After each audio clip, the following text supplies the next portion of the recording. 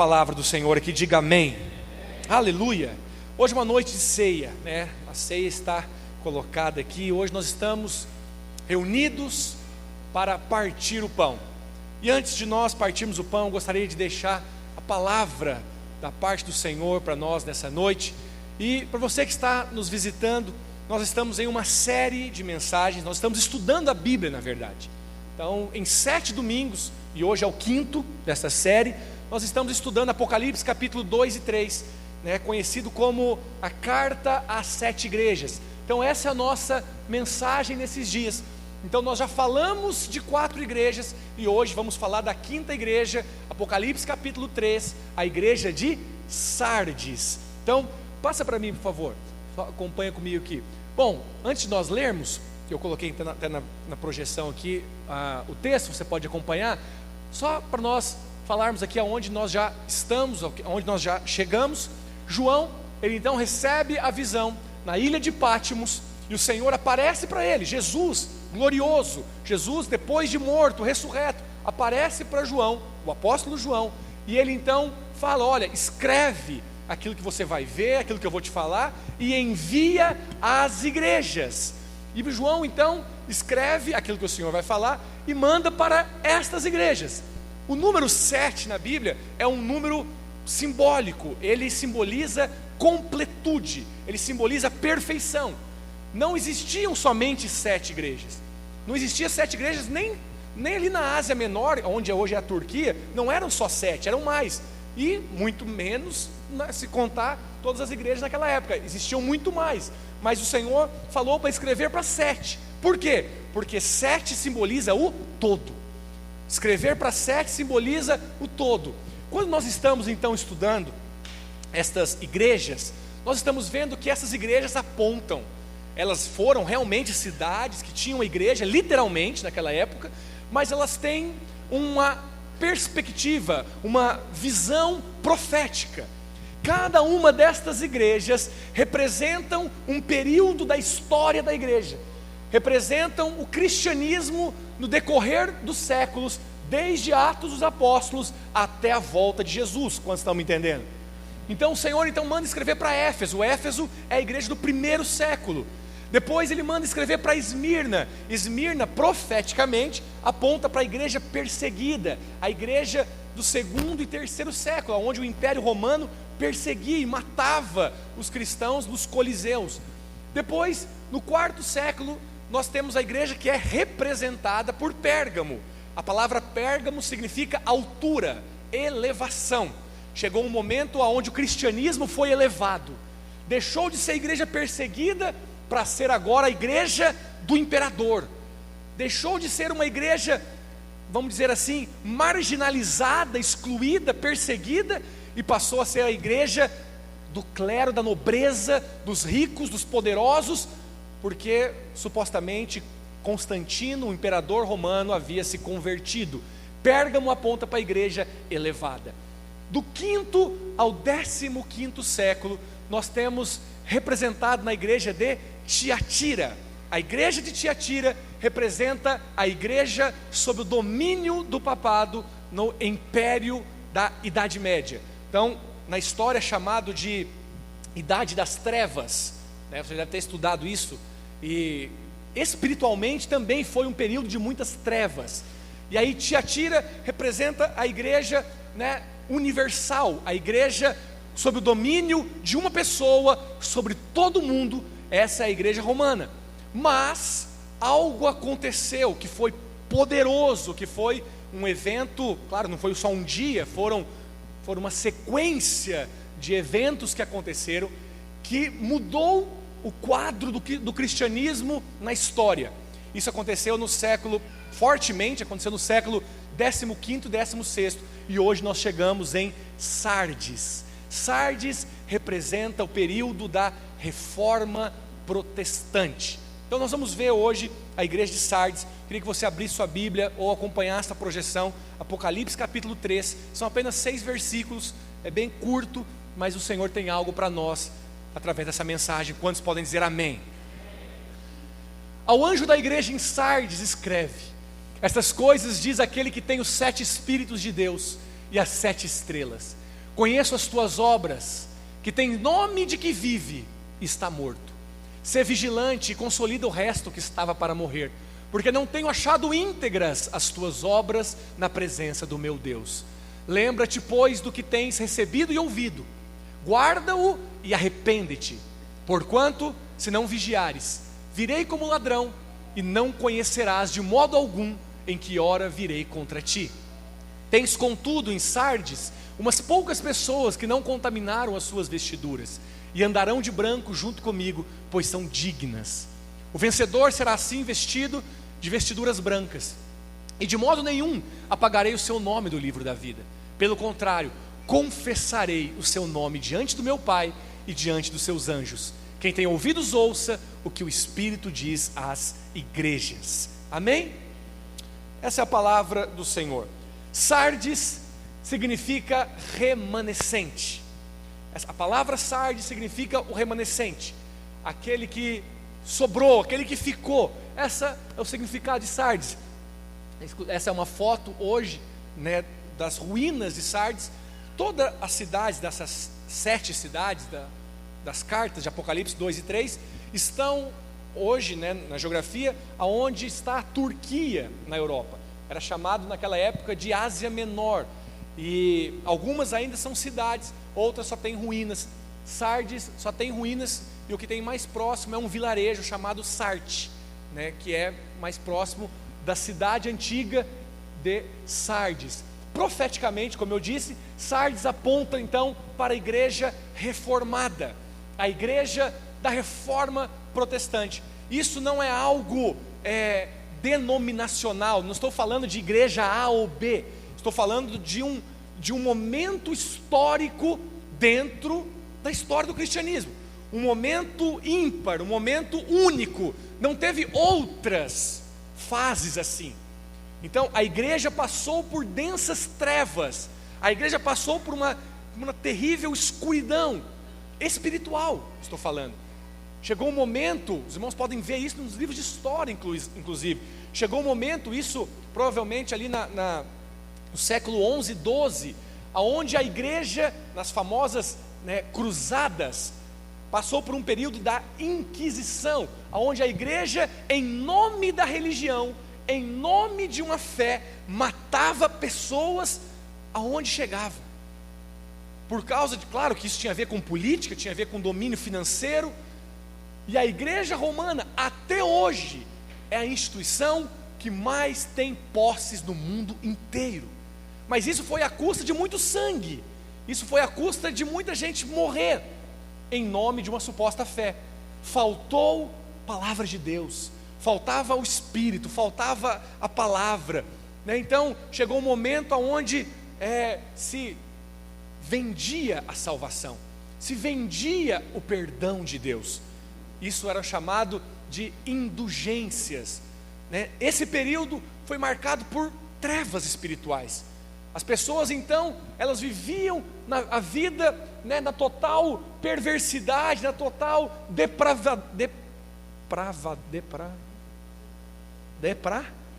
depravação. Obrigado, os universitários. Na total depravação, mas elas estavam garantidas no céu. Por quê? Porque elas podiam comprar. Isso era chamado de indultos. Então a indulgência, elas ganhavam o perdão. Chegou um momento que a igreja não parou por aí, ela começou a dar perdão até para quem já tinha morrido. As pessoas chegavam para a igreja e falavam assim: olha, mas o meu pai lá morreu, eu não sei, ele não foi um cara aí muito bom, mas aonde que ele está agora? Olha, ele está no purgatório, mas nós podemos tirá-lo de lá, nós podemos salvá-lo, isso custa tanta soma de moedas. E eles então compravam. Esse era o quadro espiritual.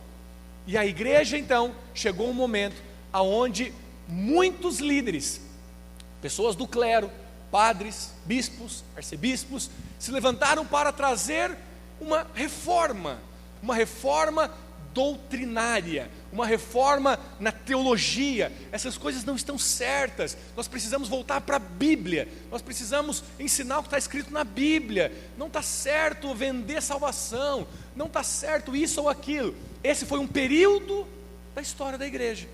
E quando isso aconteceu, levantaram-se homens, né?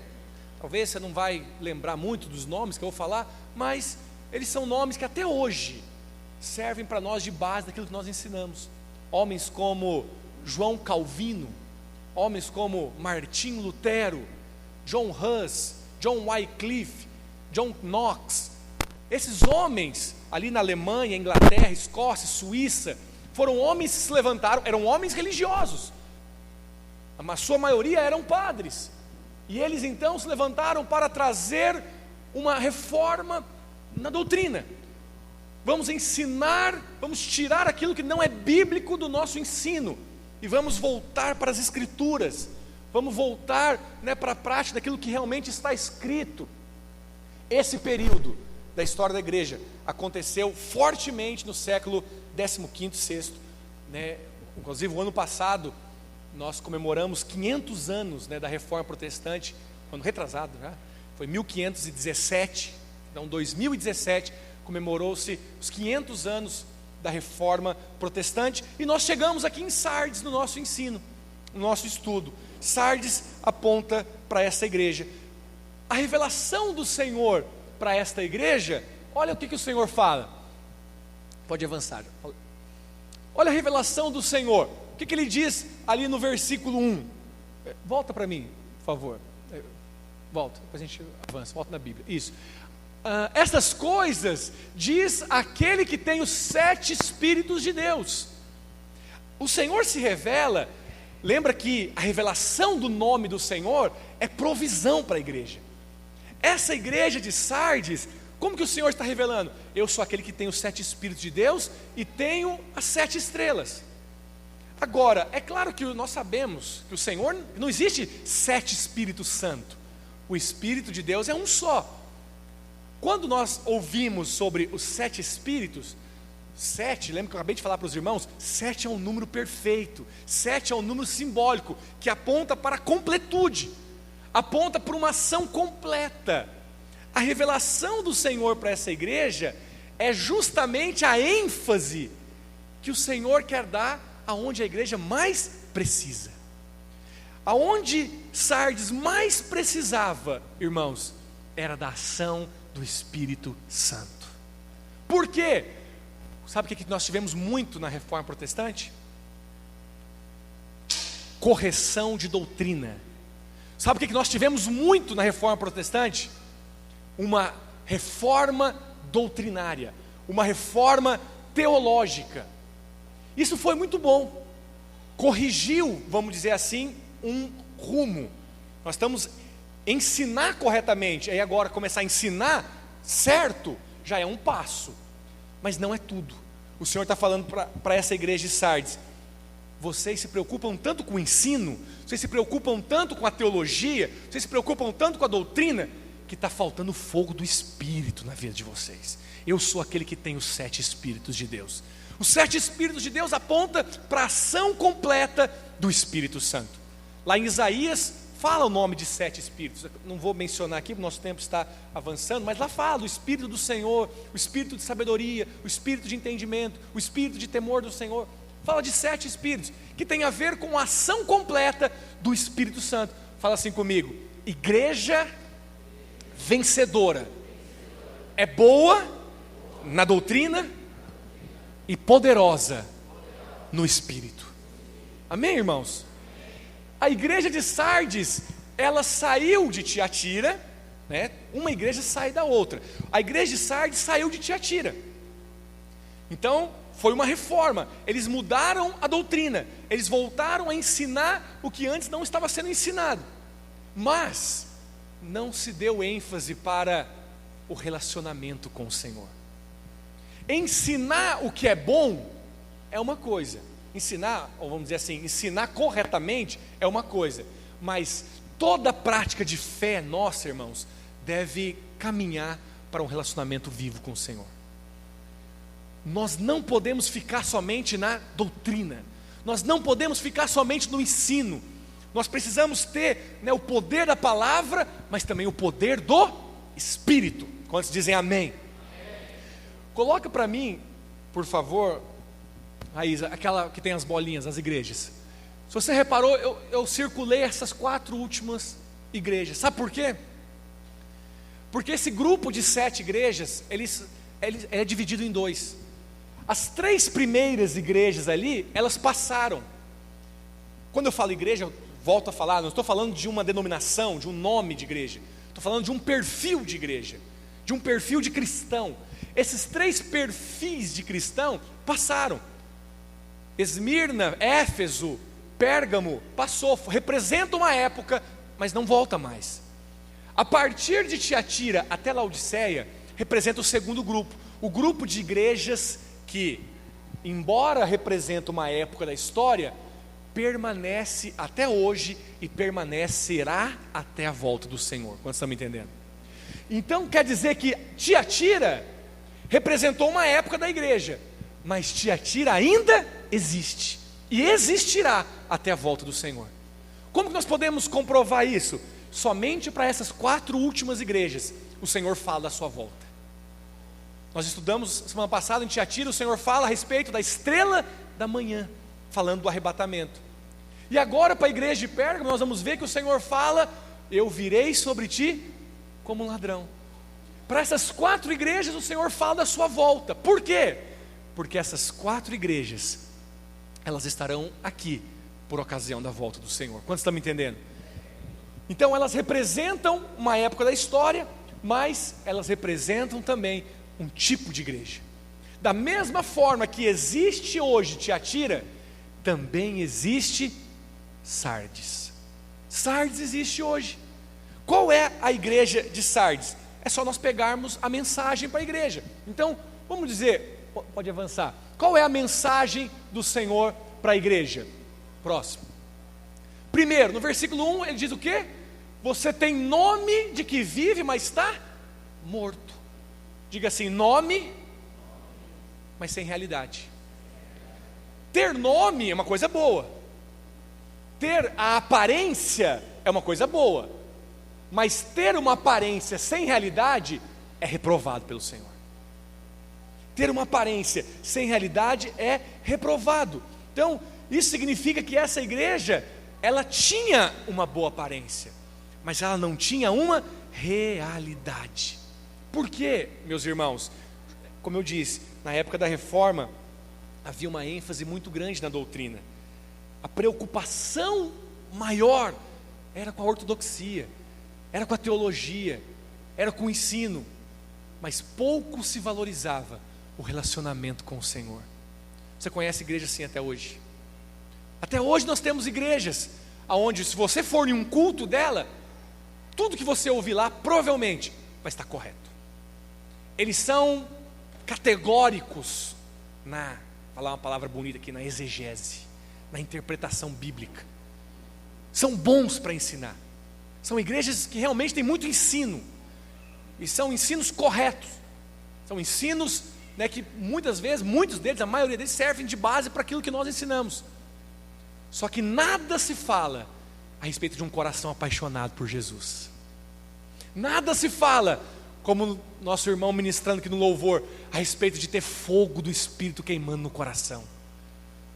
Então a igreja que é aprovada pelo Senhor é uma igreja que é boa, é uma igreja que é correta teologicamente falando, não faz o que Tiatira estava fazendo, não permite Jezabel ensinar, mas os profetas falam, então a teologia é correta, mas essa fé, ela é colocada para um relacionamento com o Senhor. Ela é colocada para você amar o Senhor, para você desejar o Senhor, para você desejar estar com o Senhor. Então, isso é ter nome sem realidade.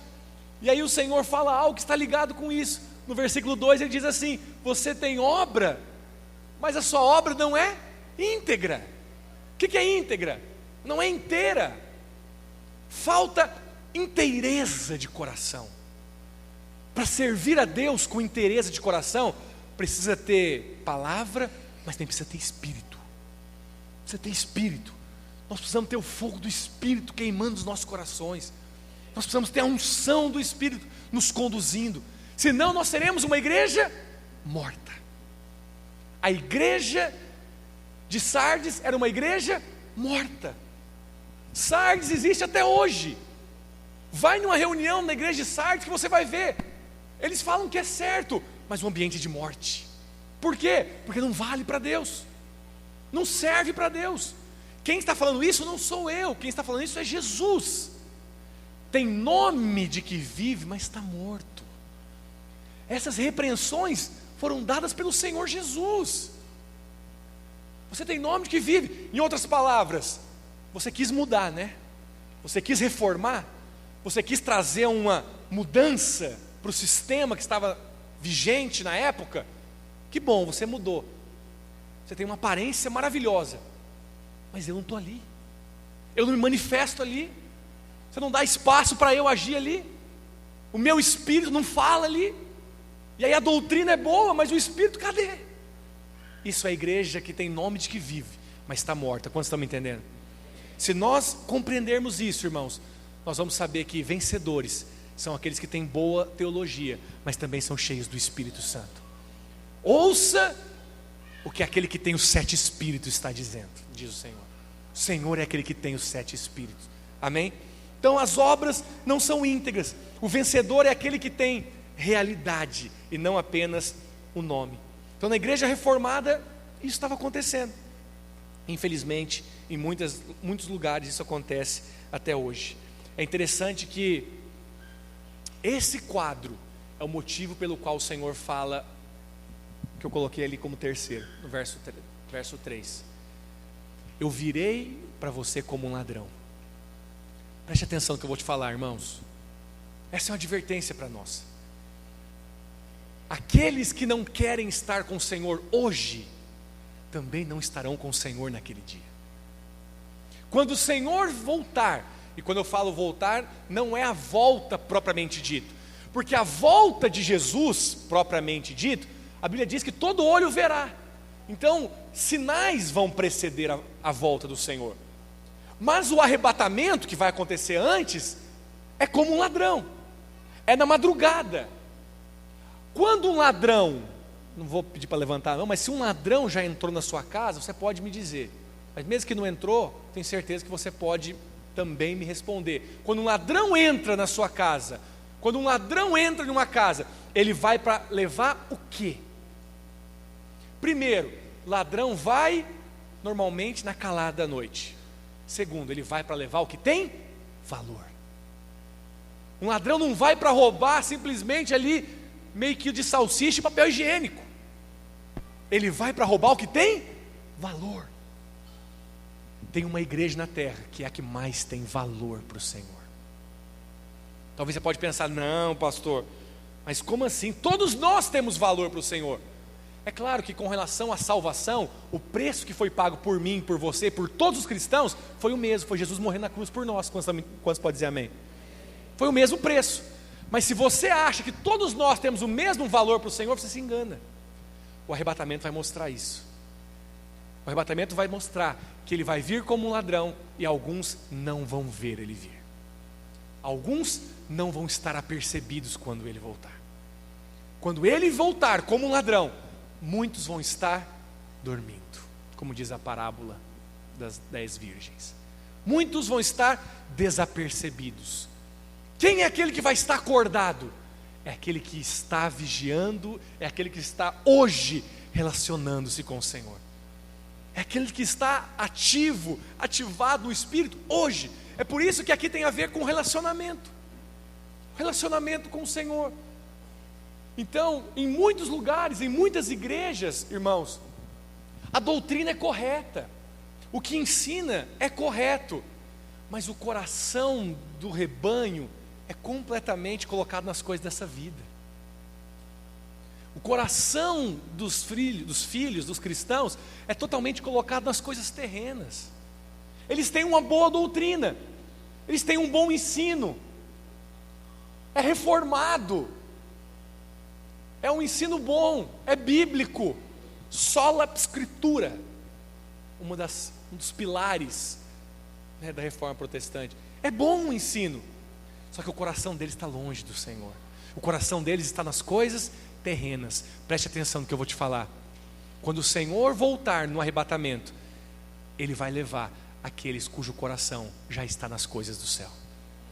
Então, o segredo, que na verdade não é um segredo, está escrito, é que nós possamos viver na terra como se não vivêssemos, comprar as coisas como se não comprássemos, ter as coisas como se dela nós não precisássemos, casar como se nós não casássemos. Quantos estão me entendendo? Quando você vive assim, você coloca o seu coração nas coisas do alto, aonde Cristo vive. Quando o Senhor voltar, Ele não vai achar você com muita raiz nessa terra, Ele vai te levar. Então são aqueles que têm um relacionamento com o Senhor. A igreja de Sardes é a igreja que não tem relacionamento com o Senhor, é a igreja que não permite o Senhor tocar. A pessoa da Trindade responsável pelo relacionamento hoje chama-se Espírito Santo. A Trindade é Pai, Filho e Espírito Santo. A pessoa pela qual hoje nós falamos com o Senhor, com Deus, é pela pessoa do Espírito Santo. Então, se você não se relaciona com o Espírito Santo, seu coração está longe de Deus. Mas para essa igreja o Senhor fala: eu sou aquele que tem os 7 Espíritos. Eu quero agir no homem, eu quero agir na igreja. Então volta os seus olhos para mim, inclina o seu coração para mim, seja cheio do Espírito Santo, vigilante. O Senhor não quer apenas que nós sejamos seus servos, Ele também quer fazer de nós verdadeiras noivas. Quantos podem dizer amém? Noiva é aquela que anseia por estar com o noivo. Então aqueles que o Senhor vai levar no arrebatamento são aqueles que querem estar com Ele. Mas se nós passamos nossos dias aqui na terra nunca querendo estar com o Senhor, por que Ele vai nos levar naquele dia? Como quem diz: você que nunca quer estar comigo, você pode ficar mais um pouco. Esses passarão pela grande tribulação. Mas aqueles que o Senhor levar na sua primeira vinda, podemos dizer assim, no arrebatamento, são aqueles que já desde hoje mantêm um relacionamento íntimo, vivo, aquecido com o Espírito Santo de Deus. Quantos podem dizer aleluia? No versículo 4 então, o Senhor diz: tens contudo em Sardes umas poucas pessoas que não contaminaram as suas vestiduras, e andarão de branco junto comigo, pois são dignas. Então o que havia em Sardes eram poucas pessoas que a Bíblia chama de dignas, pessoas dignas, e essas pessoas andarão do lado de Jesus. Nós sabemos, irmãos aqui, nós pregamos o Evangelho constantemente, domingo após domingo, palavra da justificação, favor imerecido. Você sabe que com relação à salvação, nenhum de nós somos dignos, amém, irmãos? Quem aqui que merece a salvação? Ninguém, nenhum de nós merece a salvação. A salvação é uma dádiva, quantos podem dizer amém? É um presente de Deus, favor imerecido.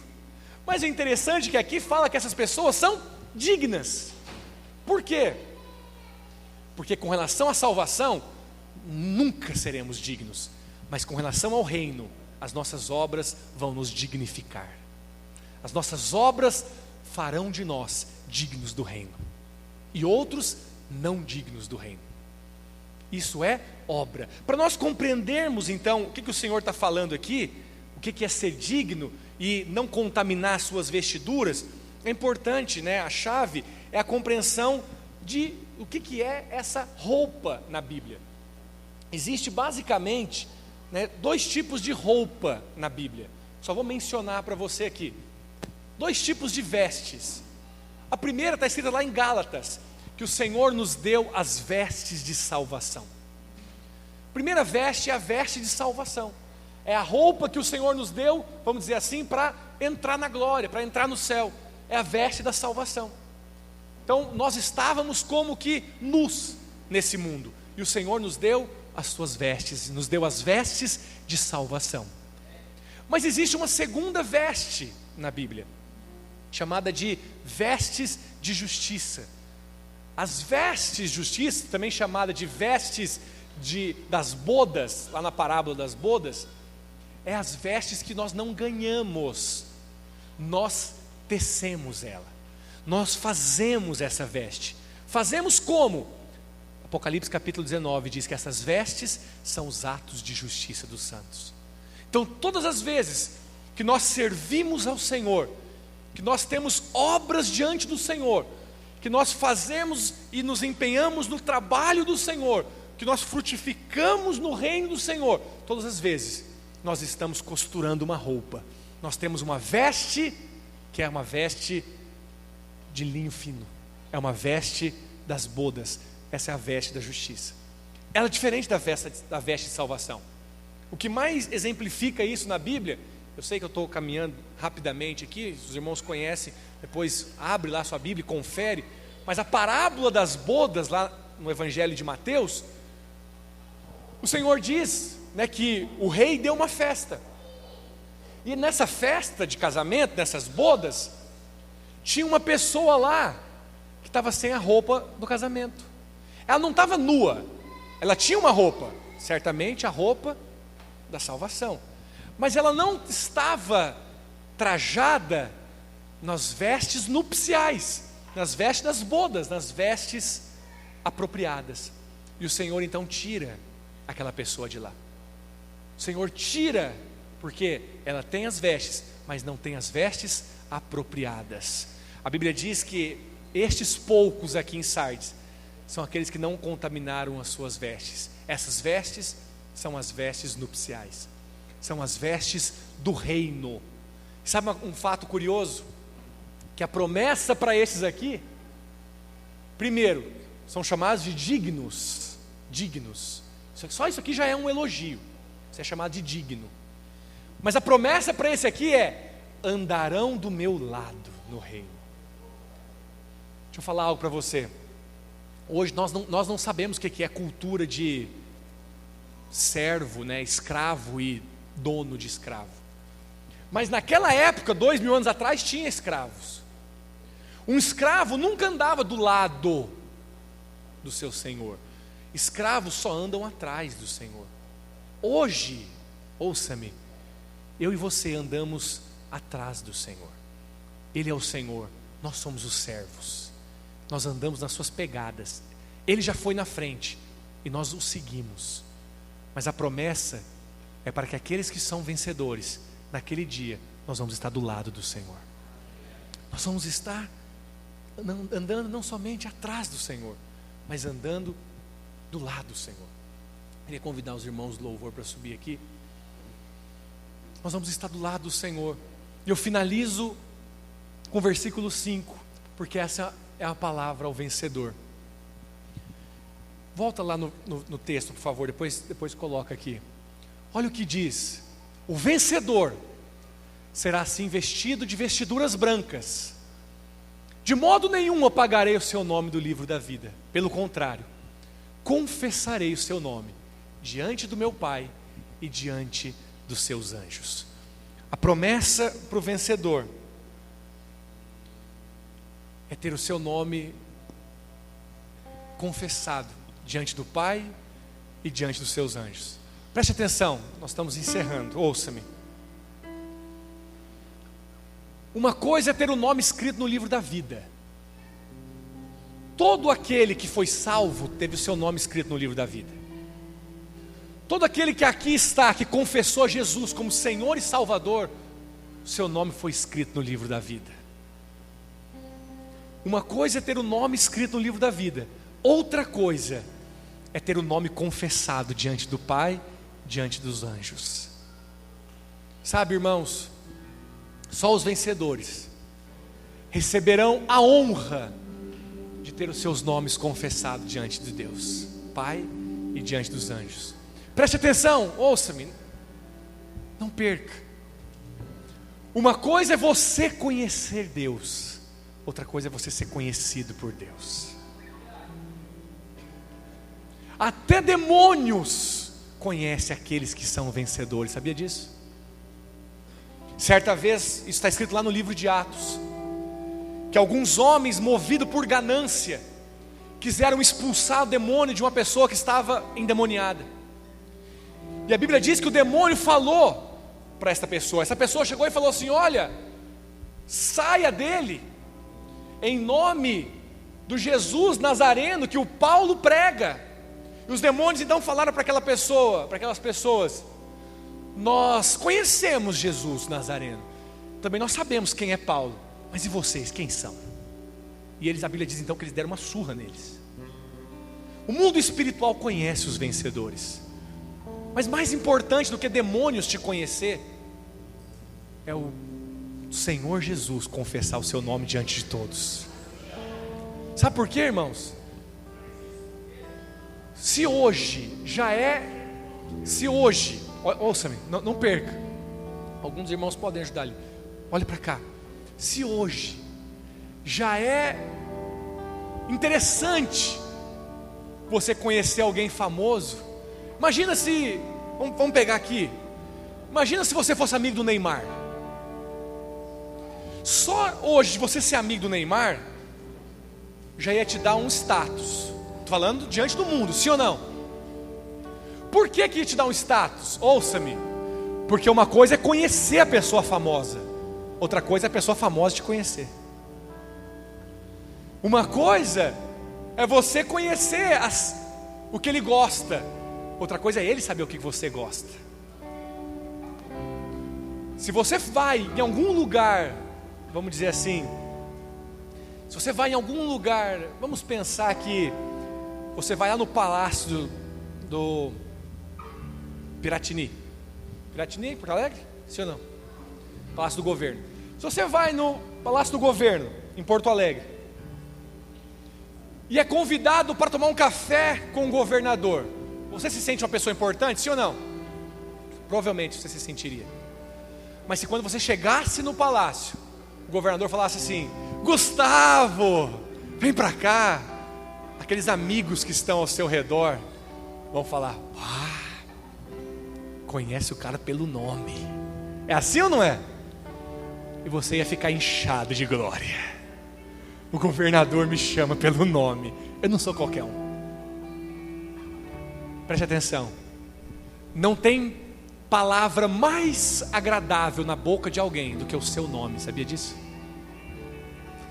Não tem palavra melhor de ouvir na boca de uma pessoa do que seu próprio nome. Se o governador falar o seu nome publicamente, já vai te dar muita glória. Imagina naquele dia, quando o Senhor Jesus falar: Gabriel, esse é o Gabriel, eu conheço, entra para o gozo do seu Senhor. Quando o Senhor confessar o seu nome diante do Pai e diante de todos os anjos, isso é honra. Isso é honra. Isso é glória. Isso somente vencedores receberão. Tem poucos na igreja de Sardes que não contaminaram as suas vestes. Eles vão andar comigo de branco e eu vou confessar o nome deles. Quantos querem realmente receber honra e glória da parte do Senhor naquele dia? Coloque-se de pé. Nós vamos encerrar juntos tomando a ceia do Senhor.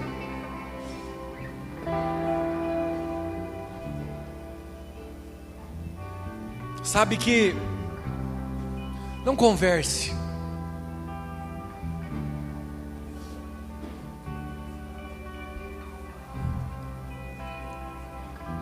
Sabe que salvação, irmãos, ouça-me.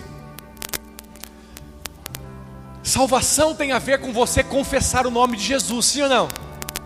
Sim. Romanos capítulo 10 diz: se você crer de todo o coração e confessar com a sua boca que Jesus é o Senhor, você será salvo. Sabe como que o Senhor escreve o seu nome no livro da vida? Quando você o confessa publicamente. Mas vai ter um dia que não vai ser você que vai confessar o Senhor, mas é o Senhor que vai confessar o seu nome. Isso é glória. Isso não é salvação, isso é recompensa. Mas talvez entraram pessoas aqui hoje que ainda não tiveram oportunidade de confessar o nome do Senhor. Você nunca vai ter o Senhor confessando o seu nome se você não cumpriu nem o primeiro requisito, que é confessar o nome do Senhor. Você nunca vai ter a glória de ser um vencedor se nem salvo ainda você é. Salvação é um presente. Se você está nos visitando hoje e tem dúvidas com respeito a para onde você vai, se a morte chegar para você hoje, ou se Jesus voltar, qual é o seu destino, se você não sabe para onde você vai, se você tem dúvida quanto a isso ainda, eu quero te falar, hoje é o dia de você ter certeza. Você não pode mais ter dúvida. E a certeza é de que aquele que crê que Jesus Cristo de Nazaré é o único e suficiente Senhor e Salvador, o Pai vai escrever o nome dele no livro da vida, e este que tiver o seu nome escrito, ele jamais vai apagar. Jamais.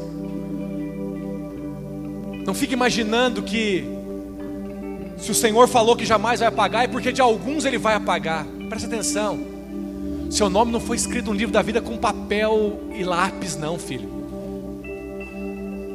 Seu nome foi escrito no livro da vida com sangue. Não tem borracha que apaga o seu nome do livro da vida. Não tem pecado, não tem demônio, não tem circunstância hoje nem do porvir. Nada poderá afastar você do amor de Deus. Nada pode afastar você da salvação que Ele te deu de presente. Nem anjos, nem principados, nem coisas do presente, nem do porvir. Nada pode tirar o seu nome do livro da vida. Mas hoje eu estou te convidando para algo mais. Mais do que ter o nome escrito no livro da vida, é ter o seu nome confessado diante de todos os anjos, diante do Pai da glória. Quando o Senhor falar o seu nome e todo mundo espiritual ouvir, só os vencedores vão ter essa glória. Mas eu creio que o Senhor nos chamou para ser uma igreja de vencedores. Você está recebendo a palavra dos vencedores. Nós estamos edificando uma igreja para nós termos vitória diante do Senhor, para sermos achados entre os vencedores, para quando o Senhor vier como um ladrão, Ele não vai nos pegar desapercebido. Ele vai levar o seu tesouro, e nós somos o tesouro. Ele vai levar aquilo que é mais precioso, e nós somos o que Ele tem de mais precioso. Esses são os vencedores. Enquanto os servos entregam os elementos da ceia, ore ao Senhor, vamos ministrar diante do Senhor.